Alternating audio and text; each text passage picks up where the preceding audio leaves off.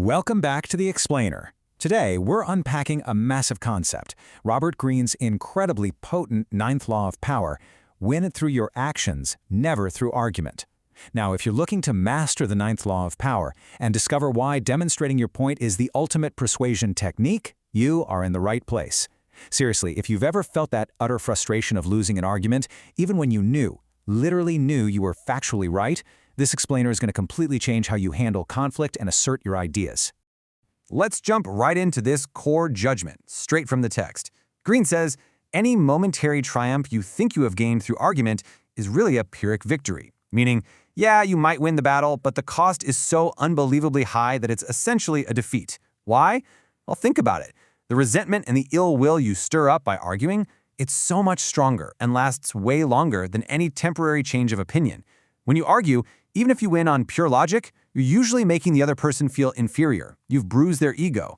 It is infinitely more powerful to get people to agree with you through your actions without uttering a single defensive word. Demonstrate, don't explicate.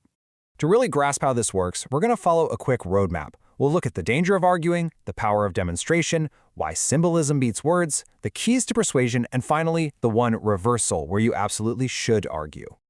Okay, part 1. The danger of arguing, a fatal mistake. Let's go all the way back to 131 BC for a perfect example of logic crashing right into ego.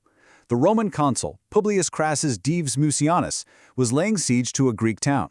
He ordered a massive ship's mast to be brought from Athens to use as a battering ram. But the military engineer in Athens, a genuine expert in his field, knew that a smaller mast would actually be faster and hit with way more force. So what did he do? He argued. He drew diagrams, debated with the soldiers, and ultimately sent the smaller mast, assuming the consul would eventually appreciate his superior science. Big mistake. The consul didn't care about the science at all. He just felt his authority was being challenged. So when the engineer was brought before him and tried to logically explain his point again, the consul just let him finish, then had him stripped naked and flogged to death.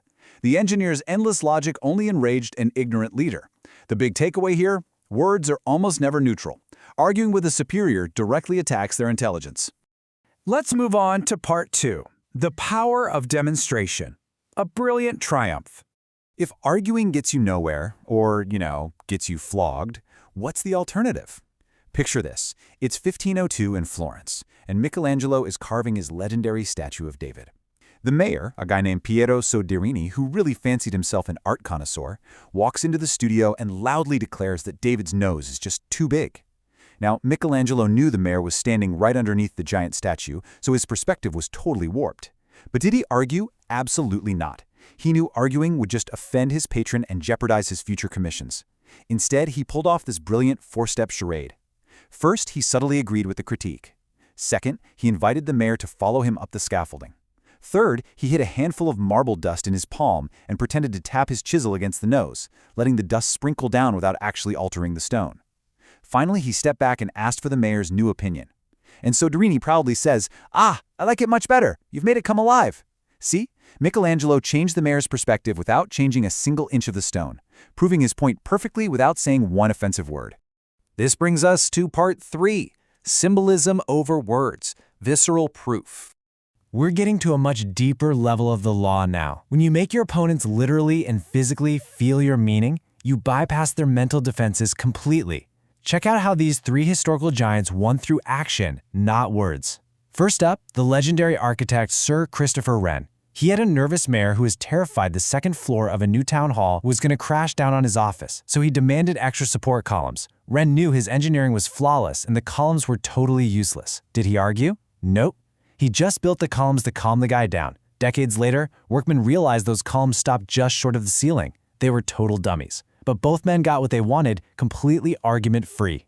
Next, Soviet leader Nikita Khrushchev. He was giving a speech denouncing Stalin's crimes, and a heckler yells out, "Why didn't you stop him then?" Khrushchev immediately barks, "Who said that?" The room goes dead silent. Nobody breathes. After letting that terrifying silence hang for a moment, Khrushchev quietly says, "Now you know why I didn't stop him."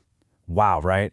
He didn't argue about fear. He made them viscerally feel Stalin's paranoia. Finally, in 1975, diplomat Henry Kissinger was incredibly frustrated with Israeli negotiators refusing to cede land. Instead of arguing over it, he took them on a sightseeing trip to the ruins of Masada, the site of a famous historical mass suicide. The symbolic message was instant and chilling. He was indirectly warning them against stubbornness that could lead to destruction. That symbol did all the heavy lifting. Part 4. Keys to Persuasion. Why Words Fail. Let's break down the psychology here. Why exactly do words fail us so often? Well, words are incredibly slippery. In the heat of an argument, people will say literally anything. They'll invent statistics, they'll twist your meanings entirely.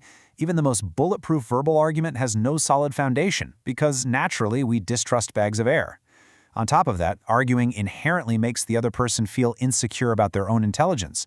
And get this, even if they politely agree with you just to end the conversation, a few days later they almost always revert right back to their old opinions out of sheer habit. But a demonstrated proof? That sits right in front of their eyes. There are 0 offensive words. There's no room for misinterpretation. Like Baltasar Gracian said, the truth is generally seen, rarely heard. I want you to think of arguing like pushing a seesaw. You're going up and down, getting absolutely nowhere fast. You're just burning energy and causing unnecessary friction.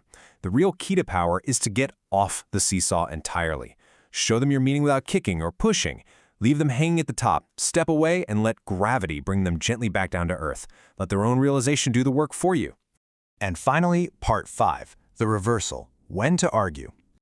So like all laws of power, there is an exception to the rule. There's a time when verbal argument is actually your best tool.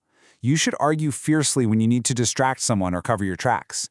If you're caught in a deception, it is totally to your advantage to argue with all the emotional conviction you can muster. The text highlights this amazing story of the con artist Count Victor Lustig. He sold this fake money-making machine to a sheriff for $10,000. When the sheriff finally tracked him down, gun drawn, Lustig didn't run. He argued. He drew this furious sheriff into a massive web of technical gobbledygook. He feigned confusion, confidently arguing that the sheriff must have pushed the wrong buttons. He argued so passionately, and even offered a full refund while the machine was quote-unquote fixed, that the sheriff was completely distracted and pacified. The sheriff took the refund money, which, by the way, was printed in counterfeit bills, and later actually got arrested himself for spending it. Lustig won by using the argument purely as a chaotic, absurd smokescreen. Let's bring this all together. Ask yourself this question the very next time you feel that hot urge to argue with your boss, your colleague, or even a friend. Are you pushing a seesaw, or are you actually proving your point? Remember the Athenian engineer, remember Michelangelo's clever trick, and remember the 9th law of power. Win through your actions. If this explainer helped you unlock a brand new level of understanding when it comes to persuasion and power, please hit that like button, subscribe to the channel, and visit our site to master the rest of these incredibly effective techniques. Keep demonstrating and stop arguing. I'll see you in the next explainer.